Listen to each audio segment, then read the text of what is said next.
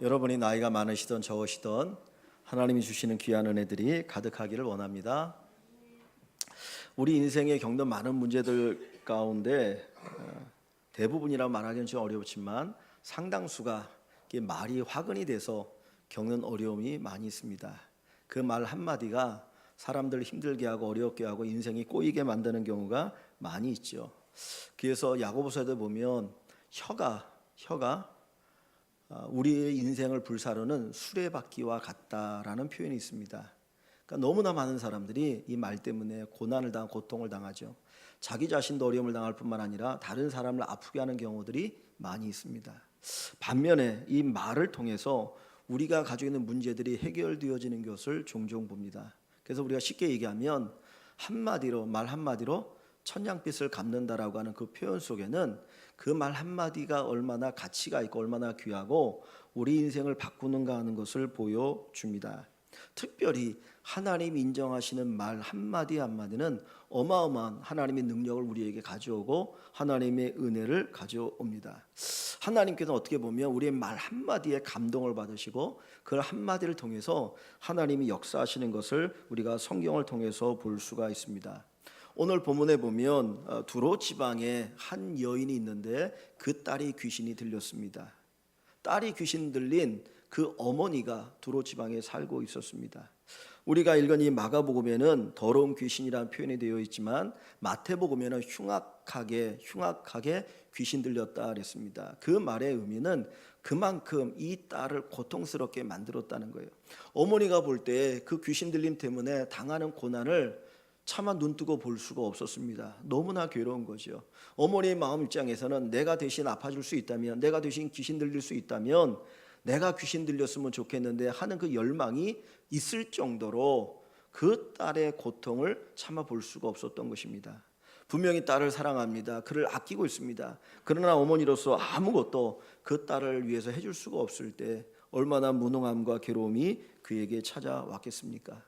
그런데 어느 날 그 두로 지방에 예수님이 찾아오셨습니다. 주님께서 은밀하게 제자들과 함께 오셨는데 어떻게 된 것인지 소문이 나서 야, 예수님이 우리 동네에 오셨대 라고 하는 이야기가 이 여인의 귀에도 들렸습니다. 이 여인은 희망을 가지고 예수님에게 나옵니다. 예수님에 대한 소문을 들었습니다. 그분이 어떤 능력이 있고 어떻게 행하셨는지 알았기 때문에 그 마지막 한 가지의 소원을 가지고 예수님께 찾아 나왔습니다. 마태복음에 보면 주 다윗의 자손이여 나를 불쌍히 여기소서 내 딸이 흉악한 귀신이 들렸습니다라고 예수님 앞에 나와 애원을 합니다. 그런데 예수님은 침묵하셔요. 그 여인을 쳐다보지도 않고 침묵하시고 묵묵히 자기의 길을 걸어갑니다. 이 여인은 포기하지 않고 계속해서 다윗의 자손 예수여 나를 불쌍히 여겨 주옵소서 내 딸이 흉악한 귀신이 들려서 너무너무 고통스러워합니다. 그 도움을 요청합니다. 그러나 주님은 침묵하십니다. 그 옆에 있던 제자들이 볼 때 너무나 그 어머니가 안 돼 보인 거예요. 예수님 어떻게 좀 하십시오. 저 여인이 그렇게 애원하면서 주님의 도움을 구하는데 어떻게 침묵하십니까? 다른 사람들이 보면 예수님에 대해서 뭐라고 생각하시겠습니까? 예수님 좀 어떻게 좀 해주셔야 되는 거 아닙니까? 그때 예수님의 입에서 나오는 그 말씀이 뭐냐면 나는 이스라엘 집에 잃어버린 양 외에는 다른 것으로 보냄을 받지 않았다 그랬습니다. 이 말의 의미가 뭐냐면 이스라엘 집에 잃어버린 양이라고 하는 것은 유대인을 가리키는 거예요. 예수님이 유대인으로 이 땅에 오셨죠. 인간적으로 그 유대인들 하나님이 구약시대에 선택한 그 유대 백성들에게 복음을 전하고 그들을 구원하고 그들을 위해서 내가 이 땅에 온 것이지 다른 이방인들을 위해서 온 것이 아닌 것처럼 말씀합니다. 그 이야기를 제자들만 들은 것이 아니고 이 여인도 들었어요. 그러나 여자는 포기하지 아니하고 다시 예수님에게 도움을 요청합니다. 그때 주님이 하신 말씀이 이런 말씀입니다. 자녀에게 배불리 먹여야 되는데 자녀의 떡을 취하여 개들에게 주는 것이 마땅하지 않다라고 말씀하셔요. 이 말에 보면 자녀는 유대인을 가리키는 것이고 개들은 이방인을 가리킵니다. 즉 다시 말하면 내가 유대인들에게 은혜를 많이 베풀어야 되는데 유대인이 아닌 너 이방인인 너에게 내가 은혜를 베푸는 것은 어렵다라고 하는 의미가 담겨 있는 거죠. 여러분 같으면 어떤 생각을 가지겠습니까?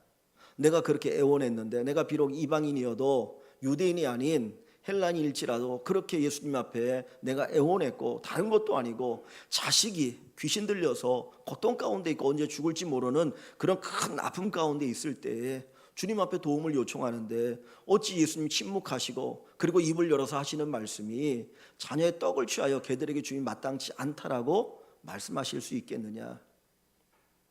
다른 데 가서 할아버지 꼭 예수만 뭐 전부야 그러고 포기하고 떠날 수도 있잖아요. 그런데 이 여인은 예수님의 그 말을 듣고 이렇게 이야기합니다. 자, 28절 말씀 한번 같이 봅니다. 28절 같이 한번 읽습니다. 마가복음 7장 28절의 말씀을 같이 읽습니다. 여자가 대답하여 이르되 주여 옳소이다마는 상 아래 개들도 아이들이 먹던 부스러기를 먹나이다. 지금 예수님의 말씀 뭔가요? 27절에 자녀로 먼저 배불리 먹게 할지니 자녀의 떡을 취하여 자녀의 음식을 취하여 개들에게 던지는 것이 마땅하지 않다 그랬어요. 그 말을 받은 그 여자가 주여 옳습니다. 주님의 말이 다 맞습니다. 그러나 상 아래 개들도 아이들이 먹던 부스러기를 먹나이다. 여러분, 우리가 음식을 먹고 나면 찌꺼기들이 있죠. 음식 쓰레기 같은 거, 그것들을 개들에게 주기도 하잖아요. 그러니까 지금 그 얘기를 하는 거예요. 내가 아들, 자녀들에게 줄 음식을 요구하는 게 아니고 먹고 남은 그 부스러기 그것만 주셔도 좋겠습니다. 그 은혜를 내게 주십시오라고 하는 말을 예수님에게 이 여인이 하고 있습니다. 그 말을 들으신 예수님께서 뭐라고 말씀합니까? 29절을 봅니다. 예수께서 이르시되 이 말을 하였으니 돌아가라. 귀신이 내 딸에게서 나갔느니라. 이 말을 하였으니 지금 이 말이 뭡니까? 여인이 한 이야기죠. 주여 옳습니다. 상 아래 개들도 아이들이 먹던 부스러기를 먹나이다 라고 하는 이 말을 주님이 들으시고 네가 이런 말을 하였으니 네 딸에게서 귀신이 나갔다. 예수님의 마음을 감동시킨 것이 무엇입니까? 이 말 하나였습니다. 이 여인이 그렇게 소원했던 그 소원이 해결되어지고 들어지는 것이 무엇으로 가능했습니까? 이 여인의 이 말이었습니다. 주님의 마음을 감동시키는 그 말 한마디는 여인의 인생을 바꾸고 우리의 인생을 바꾼다는 거예요. 우리는 어떤 크고 놀라운 일을 통해서만 하나님의 마음을 감동시킨다고 생각하지만 그게 아니고 우리의 말 한마디가 주님의 마음을 감동시키면 주님의 능력과 역사가 우리의 삶에 나타나게 됩니다. 이 여인에게 하나님이 은혜를 베푸셨던 것처럼 저와 여러분들에게도 하나님께서 은혜를 베풀어 주실 줄 믿습니다. 여러분이 하시는 그 말 한마디 한마디가 예수님의 마음을 감동시키고 있습니까? 주님께서 그 말을 들으시고 기뻐하셔서 놀라운 기적을 일으키기를 원하고 계십니까? 마태복음 8장에 보면 백부장, 그러니까 군대의 이 지휘인데 백부장이라는 사람이 나와요. 이 사람 원래 유대인도 아닙니다. 로마에서 온 장교입니다. 그런데 그 집에 하인이 있는데 유대인이었어요. 이 하인이 나름대로 신실했던 것 같은데 어느 날 갑자기 병 들어가지고 죽을 지경이 되었습니다. 그러자 이 백부장이 자기의 하인들, 다른 하인들을 예수님에게 보냅니다. 우리 이 죽어가는 하인을 좀 살려주십시오. 예수님이 너무나 기특했어요. 왜냐하면 자기는 로마인이고 그리고 그 하인은 유대인인데 그리고 당시의 종은 인간 취급도 제대로 못 받지 않습니까? 그런데 그렇게 사랑해서 그 하인을 고쳐달라고 애원하는 게 너무나 귀하니까 그럼 내가 가서 고쳐주겠다라고 말씀하셔요. 그랬더니 이 백부장이 그 이야기를 듣고 내 집에 오심을 나는 감당하지 못하겠습니다. 주님은 너무나 귀한 분이기 때문에 내가 감당할 수 없으니 그냥 말씀만 하십시오. 제가 군인이라서 하는데 윗사람이 명령하면 밑에 있는 부하들이 순종합니다. 그러니 전능하신 하나님이신 예수님이 말씀만 하시면 내 집에 있는 하인이 나을 걸 믿으니까 말씀만 하십시오. 그 이야기를 전해 들은 거예요. 그때 주님이 뭐라고 말합니까? 야, 진짜 대단한 믿음이다. 내가 이제까지 이스라엘 온 지역을 돌아다녀 보았지만 이런 믿음의 사람을 본 적이 없다 그랬어요. 그 하인의 말이 예수님의 마음을 감동시킨 겁니다. 그래서 주님이 기적을 일으키셔요. 오늘 여러분의 말 한마디 한마디가 주님의 마음을 감동시키면 주님은 여러분을 위해서 놀라운 일을 일으키실 것입니다. 내가 지금 힘들고 어렵고 고통스러울지라도 하나님 앞에서 정말 주님의 마음을 감동시키는 그 말 한마디가 여러분의 인생을 바꾸게 되어질 것을 믿으시기를 바랍니다. 여러분들은 어떤 말을 하고 계십니까? 어떤 말들이 여러분에 대해서 흘러나오고 있습니까? 이 여인의 이 말은 믿음의 말이었습니다. 믿음의 말입니다. 그는 긍정의 말을 했습니다. 믿음의 말을 했습니다. 그 부스러기 그 은혜만 있어도 내 아이가 나을 것입니다라고 하는 분명한 그 믿음을 가지고 주님 앞에 구하고 간구할 때에 하나님이 역사하여 주신 것입니다. 여러분, 말은 그냥 말이 아닙니다. 이 말이라고 하는 단어가 마알이라고 하는 그 단어의 줄임말이라고 합니다. 근데 이게 무슨 뜻이 있냐면 마음의 알갱이라고 하는 뜻이 있다고 그래요. 마음의 알갱이. 즉 말이라고 하는 것은 우리 마음의 알갱이들이 우리 입을 통해 흘러나오는 거예요. 여러분, 말은 그냥 말이 아니고요, 내 마음을 표현한 게 말이에요. 그러니까 그 사람의 마음을 내가 몰라도 그 사람의 말을 계속 듣다 보면 이 사람이 어떤 생각을 가지고 있구나, 어떤 마음이 있구나, 이 사람의 인격이 뭐구나 하는 것을 알 수 있다는 거죠. 주님께서 이 여인의 말에 감동을 받았다고 하는 이야기는 결국은 그 여인의 말이 아니라 그 여인의 믿음에 감동을 받으셨다는 거죠. 좀 전에 우리가 함께 읽었던 마태복음 15장 27절부터 28절에 똑같은 사건이 나오는데, 이 마가복음에는 이 말을 하였으니 이제 네 딸이 나았다라는 표현을 쓰고 있지만은 마태복음 15장에 보면 내 믿음이 크도다라고 말씀하셔요. 내 믿음이 크도다. 내 딸이 나았다. 돌아가라. 즉 다시 말하면 내가 이 말을 하였으니라고 하는 그 의미가 내 믿음이 크도다라고 하는 것과 같다는 거예요. 그러니까 여러분의 믿음은 뭘로 표현되어집니까? 먼저는 말로 표현되어져요. 내가 쓰는 그 말이 나의 믿음을 표현하는 거예요. 나의 신앙의 인격을 표현하는 거예요. 내가 아무리 믿음이 좋다라고 이야기할지라도 내 말, 내가 쓰는 그 말이 어떠냐에 따라서 저 사람 믿음이 있다 없다라고 알 수 있게 되는 거죠. 그래서 야고보서는 뭐에 대해서 강조합니까? 행위에 대한 강조가 있잖아요. 행위의 복음이라고 이야기하잖아요. 근데 그 야고보서의 행위에 대한 강조를 많이 하면서 거기서 많은 부분을 다루는 게 뭐예요? 말에 관한 거예요. 혀에 관한 거.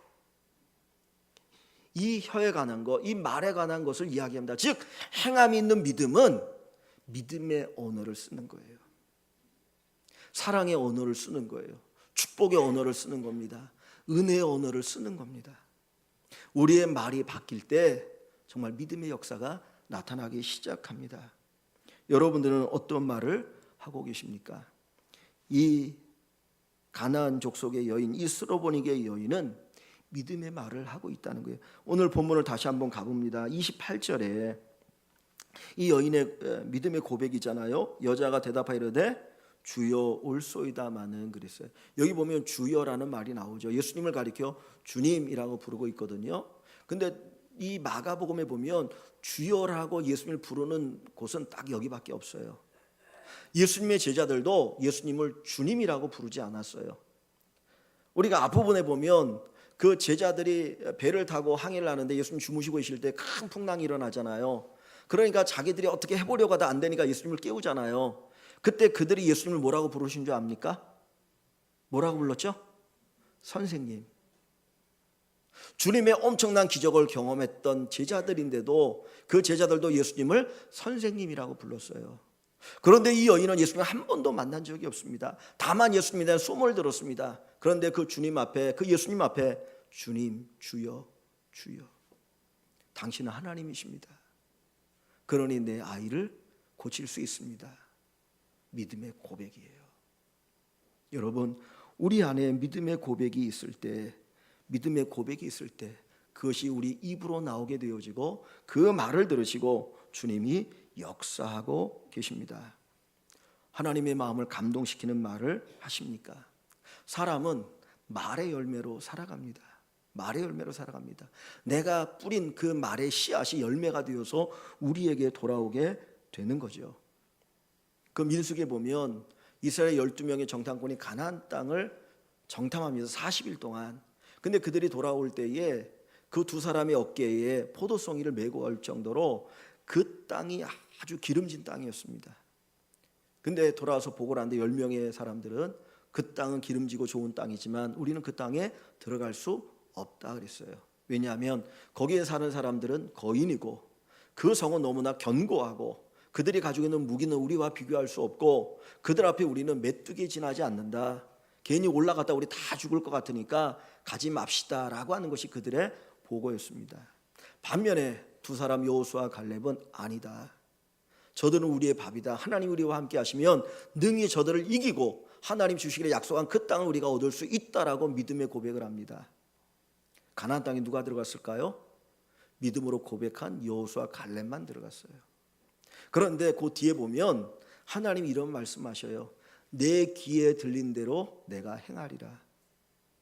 지금 10명의 정탐꾼은 모세에게, 이스라엘 백성들에게 이야기를 하는 거예요. 보고를 하는 거예요. 그런데 그 말을 누가 듣고 있어요? 하나님이 들으셔요. 우리가 일상적으로 대화를 할 때 내가 하는 말은 먼저 내가 듣습니다. 그리고 상대방이 듣습니다. 그걸로 끝나는 것이 아니라 누구도 들으셔요? 하나님도 들으셔요. 하나님이 그 말을 듣고 하나님이 역사하신다는 거예요. 내가 부정적인 말을 하면, 믿음이 없는 말을 하면 믿음의 능력이 나타나지 않아요. 그러나 믿음의 말을 하면 하나님께서 믿음으로 우리 가운데 일하고 계십니다. 자, 성경 한 구절만 더 봅니다. 마가복음 11장으로 가봅니다. 마가복음 11장 23절. 여기도 말이라고 하는 단어가 나와요. 말. 우리가 하는 그 말이라고 하는 단어가 나오는데 그걸 중심으로 해서 한번 보시면 좋겠습니다. 11장 23절. 내가 진실로 너에게 이르노니 누구든지 이 산더러 들리어 바다에 던져지라 하며 그 말하는 것이 이루어질 줄 믿고 마음에 의심하지 아니하면 그대로 되리라. 자, 이 내용이 어떤 내용이냐면요, 예수님께서 이제 십자가 달려 죽으시기 위해서 예루살렘으로 올라가셨어요. 예루살렘으로 가시고 이제 일주일 만에 십자가 달려 죽으시는데, 그때 예루살렘에 가는데 길가에 무화과 나무들이 쭉 있거든요. 우리 교회도 저 옆에 보면 무화과 나무가 하나 있는데 그 무화과 나무들이 있어요. 근데 주님께서 무화과 나무에 막 잎이 무성하니까 열매도 있을 것이 생각하고 가서 보셨는데 열매가 없는 거예요. 그때 주님께서 그 무화과 나무를 저주하셨거든요. 근데 그 다음날 다시 예루살렘으로 제자들과 함께 가는데 그 지점에 딱 가보니까 주님이 저주하시던 무화과 나무가 말라 죽은 거예요. 그때 어찌 이런 일이 일어날 수 있겠느냐라고 생각하면서 주님에게 제자들이 물었거든요. 그때 주님이 주신 말씀이 이 말씀인 거예요. 22절 끝부분에 보면 예수께서 그들에게 대답하여 이르시되 하나님을 뭐라 그래요?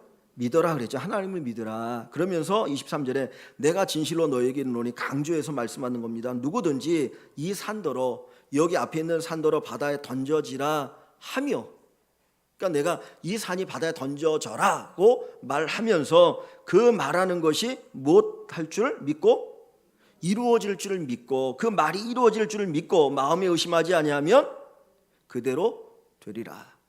그러니까 믿음의 말은 반드시 뭐가 있다는 거예요? 결과가 있다는 거예요. 믿음의 말은 반드시 결과가 있어요. 우리는 기도하면서도 일상 속에서는 믿음의 말을 안 할 때가 많아요. 기도 자리에 나와서는 하나님 도와주세요, 하나님 도와주세요, 하나님 전능하시지 않습니까? 하나님께서는 역사하시면 됩니다라고 얘기하지만 일상적인 삶 속에 다른 사람들과 이야기할 때에 믿음이 없는 말을 할 때가 너무나 많아요. 되겠나? 진짜 되겠나? 다른 사람도 안 된다는데, 어떤 집사님도 안 되는데 뭐 나라도 되겠나? 믿음이 없다는 거예요.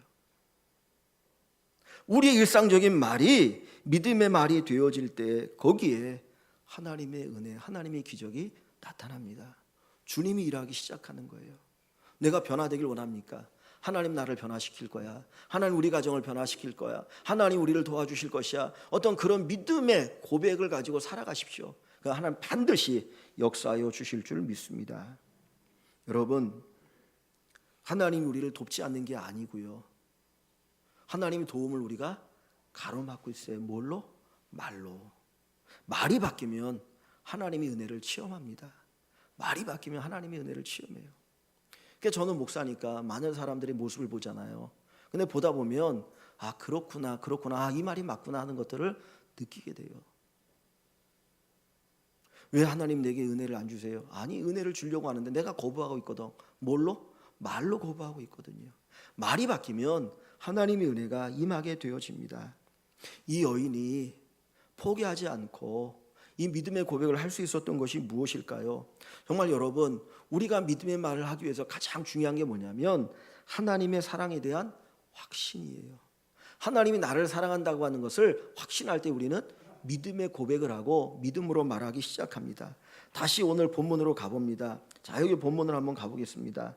본문 27절에 예수님께서 이 여인에게 이런 말씀을 하시잖아요. 27절에 자녀로 먼저 배불리 먹게 할지니 자녀의 떡을 취하여 개들에게 던짐이 마땅치 아니하니라. 자, 이 말을 보면 예수님께서 이 여인을 거부하는 것처럼 보여요. 그저 분명히 이 여인에 대해서 간청에 대해서 주님이 노라고 말씀하시는 것처럼 보입니다. 그런데 우리 성경에는 나와 있지 않지만 27절에 거기 보면 개라고 하는 단어가 있어요. 자, 우리들도 개가 종류가 여러 가지가 있죠. 이런 얘기하면 죄송합니다. 뭐 여기 보신탕 싫어하는 분도 있고 좋아하는 분들도 있겠지만은 보신탕에 쓰는 식용으로 쓰는 개들도 있고 또 여러분 집에서 기르는 애완견도 있고 그래서 어떤 분들은 개가 너무나 좋으니까 뭐 개를 업고 다니는 분도 있고 또 개한테 야 엄마야 엄마야 엄마 이렇게 말하는 분도 있고 뭐 아빠야 말하는 분도 있어요. 근데 여기서 말하는 개는 바로 그런 개를 얘기하는 거예요. 그런 애완견. 그냥 들에서 막 방황하는 그런 개들이 아니고 집에서 기르는 애완견, 그 개를 얘기합니다. 여러분 밥 먹을 때 개가 옆에서 먹고 싶다고 하면 모른 척하고 밥 드십니까? 아니죠. 뭐라도 하나 던져주지 않습니까? 그래 너도 먹어 던져주고. 요즘은 뭐 옛날로 달라가지고 애완견을 키우기 위해서 뭐 길을 가다 보면 뭐 페트 뭐 써 있는 게 엄청나더라고요. 자기는 고기 못 먹어도 개한테는 또 고기를 먹이는 분들도 많던데 주인의 사랑이잖아요. 여기 이 여인은 바로 그걸 얘기하는 거예요. 나에게 그 부스러기 은혜도 줄 압니다. 그 사랑을 고백하고 있는 거예요. 지금 예수님은 이 여인을 뭘로 비교했다고요? 개로 비교하고 있어요. 이방인이라고 얘기하셨어요. 그런데 여러분, 자 24절 한번 봅니다. 24절을 가보시면 예수께서 어디로 가셨어요? 24절 예수께서 일어나서 거기를 떠나 어디로 가셨다고요? 두로 지방에 가서 거기서 이 여인을 만난 거예요. 자, 그러면 여인이 예수님을 찾아서 멀리 왔습니까? 아니면 예수님이 이 여인이 있는 이곳에 간 겁니까? 예수님이 찾아가신 거잖아요. 자, 보세요. 만약에 예수님께서 이 이방인들에 대해서 멸시하신다면 그 거기에 가야 돼요? 안 가야 돼요? 안 가야 되잖아요. 가면 안 되잖아요. 내가 그 사람들 멸시하는데 가지 말아야지. 근데 예수님이 지금 여기에 가셨어요. 그리고 이 여인을 만나셨어요. 지금 이 여자가 보는 건 뭡니까? 예수님의 그 말이 아니라 사실 예수님의 행동을 보고 있는 거예요. 아니 예수님이 나를 찾아 여기까지 오셨는데 그러면 그분이 나를 사랑하시는 거야. 그분이 내 딸을 고쳐주실 거야 하는 믿음의 고백이 거기에 있는 거예요. 자, 31절 한번 가봅니다. 31절 보시면 주님께서 거기를 나오셔서 다른 곳으로 이렇게 이동하시는 장소가 나와요. 어디냐 보면 예수께서 다시 두로 지방에서 나와 그 지방에 들어가서 이 여인을 만나고 이 여인의 병을 고치고 나오셔서 그 딸의 귀신을 쫓아내시고 나와서 어디로 가셔요? 시돈으로 가시고 그 다음에 또 어디로 가셔요? 데가볼리 지방을 통과하여 갈릴리 호수에 이르시매 그랬어요. 자, 두로와 시돈은 바로 그 옆에 붙어있는 도시예요. 두로와 시돈이 어디냐면 페니키아입니다. 페니키아. 그러니까 세계사를 배우시면 알겠지만 옛날에 페니키아 문명이라기 전 지중해 그 옆에 이렇게 붙어있는 도시 국가이기도 하고 도시이거든요. 그건 이방 나라예요. 아주 발달되어진 곳인데 그 지중해 이쪽에 있는 그 위쪽에 이스라엘 위쪽에 있는 곳이 두로와 시돈입니다. 그러니까 주님이 두로를 가셨다가 그 옆에 있는 시돈 지방도 가셨어요. 그 다음에 나오셔서 어디를 가신다고요? 데가볼리를 가셔요. 데가볼리가 뭐냐면은 데카라고 하는 건 10이라는 뜻이고 볼리라고 하는 건 폴리스, 영어로 폴리스 열이라는 거예요. 즉 다시 말하면 10개의 도시가 있는 지역이 데카볼리예요. 근데 그 데가볼리가 어디냐면 이스라엘 지도를 보시면 이 이제 서쪽이 지중해가 있고 가운데 산악지대가 있고 갈릴리 바다가 있고 밑에 사해 바다가 있고 가운데 요단강이 이렇게 흐르거든요. 그러니까 가운데 그 동쪽에 요단강 동쪽에가 데가볼리라고 하는 지역이 있어요. 근데 여기는 어느 땅이냐면 이방인의 땅이에요. 제가 마가복음을 이렇게 이제 같이 공부하면서 그 예수님께서 군대 귀신 들린 자를 고쳐주신 사건 여러분 기억하십니까? 그곳이 어디죠? 그 지역 이름이 거라사라는 지방이에요. 그 거라사 지방은 어디에 있냐면 이 데가볼리라고 하는 지역에 있는 작은 도시예요. 자, 그 사람들이 뭐를 키웠습니까? 뭐를 키웠죠? 돼지를 키웠잖아요. 유대인들이 돼지를 먹나요? 안 먹나요? 안 먹어요. 근데 돼지를 길렀다는 것은 그 사람들이 유대인이 아닌 이방인이라는 거예요. 근데 지금 보세요. 예수님께서 두로에 갔다가 그 옆에 있는 시돈에 갔다가 그 다음에 어디 가셔요? 쭉 한참 가가지고 대가볼리 이방인의 지역으로 가시는 거예요. 왜 가시겠습니까? 놀러 가셨겠어요? 여행 가셨겠어요? 뭐하러 가셔요? 그들에게 복음을 전하기 위해서. 그러니까 주님의 관심은 유대인에게만 있는 것이 아니고 누구에게도 있습니까? 이방인에게도 있어요. 유대인들이 그렇게 무시하고 멸시하는 그들에게도 예수님의 마음이 있고 관심이 있던 거예요. 이 여인은 그걸 아는 거예요. 주님이 나를 사랑한다는 거. 주님이 나를 사랑하는 거. 그래서 그 주님의 사랑을 붙들고 믿음으로 고백하고 간구하는 거예요. 여러분, 믿음이 어디서 나옵니까? 하나님의 사랑에서 나오는 거예요.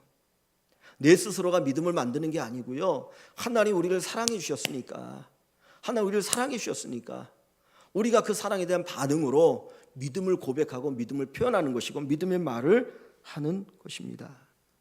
하나님은 여러분을 사랑하십니다. 하나님은 여러분을 사랑하십니다. 내가 아무리 힘들고 어려워도 하나님 여러분을 사랑하셔요.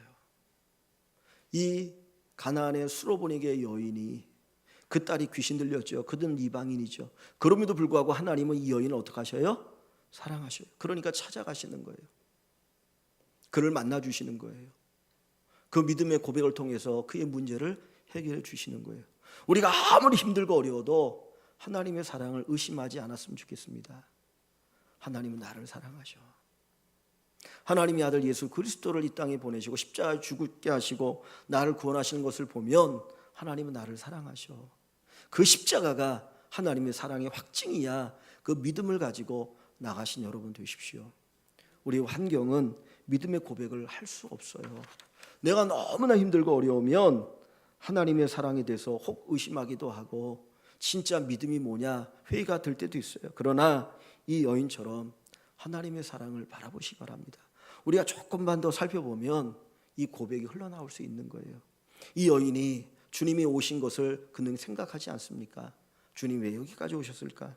나를 사랑하시기 위해서 나를 위해서 오셨다라고 하는 그 고백이 거기에 담겨 있는 겁니다. 하나님 여러분을 사랑하십니다.